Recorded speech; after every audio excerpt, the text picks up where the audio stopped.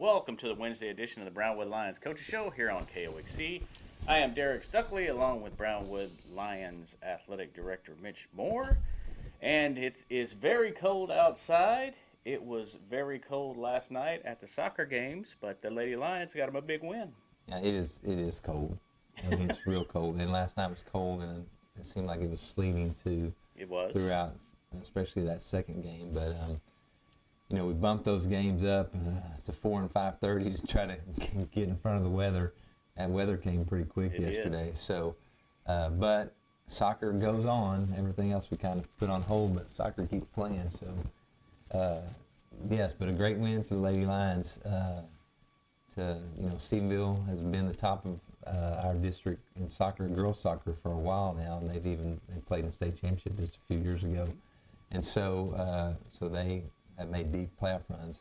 That was big. 1-1 tie at the end of the regulation, and then they go into the penalty kick, and so to come out on top of that, I believe 3-2 is what we said, and so that's great.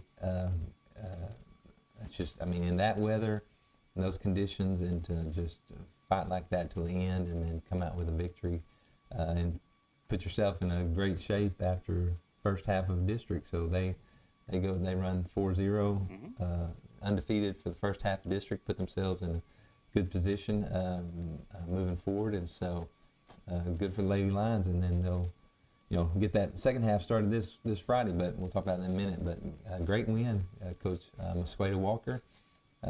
Good job to her, and good job to those girls battling elements and the honeybees. Yeah, we had a couple girls out there just in the shorts. Don't know how they did it. That's as cold as I've ever been in my life. It was. I was out there for a little bit, back and forth between the office, doing some things, and so I don't know how they run around and do that, but they've got a lot of adrenaline flowing, and probably helps out with heating up the body. But you're right, tough conditions. They're very tough. I wouldn't do it. Yeah. Well, you used to be a soccer coach. What's the coldest game you ever remember? Well, I think I mentioned it a week ago, but it was Abilene Cooper, and I'm pretty sure there was snow on the ground, and that's where that had that heater and got caught on fire. But that was the coldest I remember. Yeah. But because I would not move from that heater until it was too late. But that's when I remembered, and if it was snow or sleet on the field at Shotwell Stadium, and so that was, that you got sleet on the field and you're slide tackling in shorts, you're going to come up with a cut leg, But we had some guys that they just loved to slide tackle other people, and then they just got after it. But that was the coldest I remember, was in Cooper, playing Abilene Cooper, and I don't know how many years ago, but it's also because I caught on fire. So there was multiple reasons I remember that game, but I actually remember the kid now. It was one of the Coppic boys, and let me know I was on fire, and I was like, "You just need to be quiet. I'm not on fire." He goes, "No, Coach, you're really on fire," and he was, true. Oh. So well, I'm glad you're surprised. Yeah. So good memories. Yeah. Well, speaking of the Lions, they came up short last night against Stephenville. Right, that's tough, and the weather just got worse as the girls' game ended. For me, the wind picked up, the sleet kept coming, and so the conditions just got just worse. And they battled through, came up short again, but they got the second half of district to start and restart. We got some guys fighting, and again, they'll keep competing, and they've been in a couple close ones, and just right there, I think Coach Westerman does a great job. He wasn't playing for me. He came on a little after I was done coaching soccer, but I remember watching him when I was at the principal at the high school, and he's playing. He has a good feel for the game. He's knowledgeable, way more knowledgeable than I was, and he's got those kids learning and growing, and we just got to get over that hump. And I know what he feels like sometimes. You just come up short, but you keep going to work the next day, and he'll get them there. Those guys are competing, and they believe in what they're doing, and so I got all the faith in him and those kids that they'll rebound and have a successful second half of the soccer season district schedule. And it all starts Friday. Of course, the girls are here at 5 o'clock against Lampasas, and the boys are at Lampasas at 7 o'clock again Friday. I guess we talk a little bit about baseball and softball, and those tournaments have changed dramatically since. Right, since Monday, and Yeah. we kind of talked about that. The weather's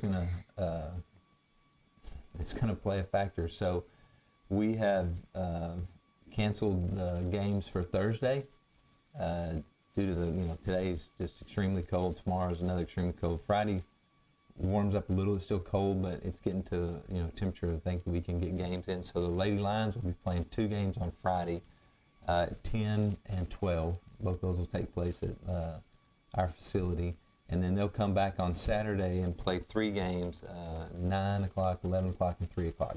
So that's the schedule as of today. It could change again depending on weather, but I think it looks like we'll be able to get those games in on Friday and Saturday. And then baseball did the same thing. We decided not to play on Thursday due to the cold temperatures, and we'll come back and play Friday and Saturday. And we're going to play, the Lions will be playing at 5 and 7 on Friday, and then again at 5 and 7 on Saturday. So getting at least 4 games in for baseball and 5 in for softball is good. And their coaches have done a good job. Coach McGee and Coach Sanford of just shuffling and rearranging and finding ways to make it work and get them in. And then on the softball side, the city of Brownwood, and I'm not sure I mentioned that, they're helping us out too. We're going to utilize some city fields along with Early and Brownwood that way we can play some games during the daytimes and try to get those in while it's a little warmer. And so, but Saturday looks pretty good, so looks a lot better. So, but kudos to those 2 coaches for it's just constant changing and trying to get things out and stay on top of it. And we're excited to host tournaments, so we want to be able to get some games in. People want to be able to come here and play. Well, judging from the schedule, sounds like everybody's spread out, nobody's overlapped. So if you want to spend all day outside, Friday and Saturday, you can see all the games. Right. Softball 10 and 12, and then later that evening 5 and 7, and then Saturday you could spend the entire day 9, 11, 3, 5, 7. Be great. That's probably what I'll be doing. They're right there. Just walk across and there's some new sidewalks, and so you can walk from one to the other. You can even sit on top of those berms. They're dirt right now, but grass will grow. But We may have to try that yeah, out. it's not a bad seat. I watched a softball game from there the other night, and some other people joined me. Once they saw me sitting up there, they thought this was not a bad seat. Yeah, there you Brought go. their chairs, and so baseball, I haven't tried that one yet.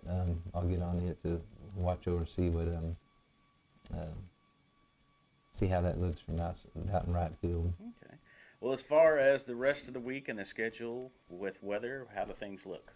Baseball, softball go off. We've got, again, of course, we said soccer on Friday. Lady Lions are at home against Lampasas, and the guys go on the road to Lampasas. And then tennis is scheduled for a match in Lampasas on Friday as well. So it looks like a Lampasas Friday for several sports. So as long as the weather holds out, we'll keep those going. And then boys golf was headed to a regional preview in Lubbock, and they still are going to do that. They're just going to not play a Friday round. They're just going to play 1 round on Saturday just due to the cold temperature. So instead of playing Friday and Saturday, they'll make that a one-day round and play on Saturday.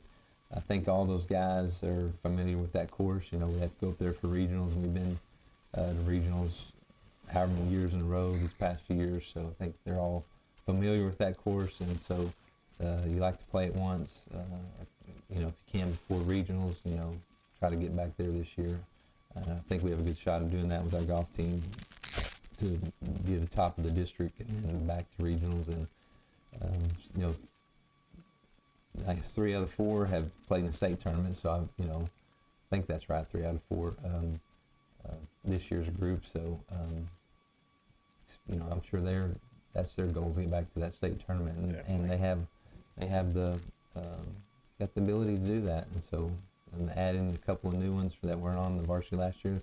They're going to add to that group, and so got a good opportunity in this golf.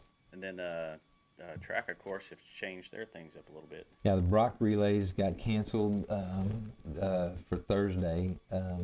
They rescheduled them for next week. However, we already have track meet in Abilene, both boys and girls, for the following week, so we won't be going to Brock. We'll be staying on and continue with Abilene. But the girls were able to pick up a track meet. They are going to go to San Angelo Lakeview and run. They were able to get in. A lot of track meets are, have a certain amount of teams and they're set. Whatever took place there, the girls were able to get in there and run this weekend. So they'll be running and competing on Saturday in San Angelo. So that was good for them to pick up that meet. I think the only thing else, we got powerlifting. We got a few, Coach Denard's we got a few guys, guy lifters that are right on the verge of qualifying for regionals. So he's taking them over to Abilene Thursday to compete in a powerlifting meet and see if they can get qualified for regionals. Okay. And then we'll have regionals, girls and boys coming up, but those that have qualified. But there's just a few handful that are close. They just need just a few more pounds. Yeah. Just need to lift a few more pounds to get to that region. So we're going to be doing that on Thursday. So I think that takes, that's about all that's for the rest of the week. And then it looks like next week is like 80 again. 80 again, yeah. It's So spring again next yeah, week. so Go from below 0 to 80 in 2 or 3 days. so that'll be good. We'll have a full slate of stuff next week as well. Yeah. So. Well, you were in here Monday. We talked a little bit about football and how the head football coaching job would be posted, which I've done that. Any other updates at this point? Nothing to update at this time. So saw your news article, and so posted, and we'll just continue that process over the next few weeks. All right. We also talked a little bit Monday about some kids were selected for the Big Country FCA All-Star Festival. In football, that would have been Robert Trowbridge, Ian Barrera, Kenya McDaniel, Weston Wolf, and Braden Stacks. Volleyball is Miranda Northcutt. Baseball is Noah Gonzalez, Antonio Ibarro, and Austin Wright. In softball, it's Chloe Walls and Jennifer Romero. And in boys basketball, it is Ross Strasner and Casey Freeble. That's a great representation right there, isn't it? Mm-hmm. About Quite a 13 few kids. numbers. Yeah. And they went over, I think we talked about this on Sunday, for the FCA intros and picture taking and banquet, and that's a fun event. Got to participate in that as a dad a couple different times, with a cheerleader and a basketballer, so that was fun. And then as we said the other day, Coach Sanford will be coaching baseball. Mm-hmm. So that's exciting for him, and get to host baseball and softball, which is a little different for us. We've hosted basketball for a number of years. Forever, it seems like, since they forever. started this, It seems like when basketball came, it came here.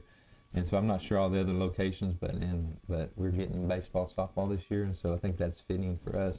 Excited to host that, and Howard Payne's going to help us out because some of our facilities, locker room facilities, won't be available. So Hunter Sims and his crew are going to help, with that as well, some locker rooms and different things. So I'm grateful that HPU and BIC can partner up to, help take care of those athletes when they're here in Brownwood. So, but we'll be starting on locker room renovations immediately about that time, and so we wouldn't be able to don't have any room. We wouldn't have locker rooms at that time. So, All right. Well, of course, plenty going on this weekend and in the future. Anything else we need to mention today? No, I don't think, not that I can think of. So. All right. Well, we want to thank our sponsors, appreciate them.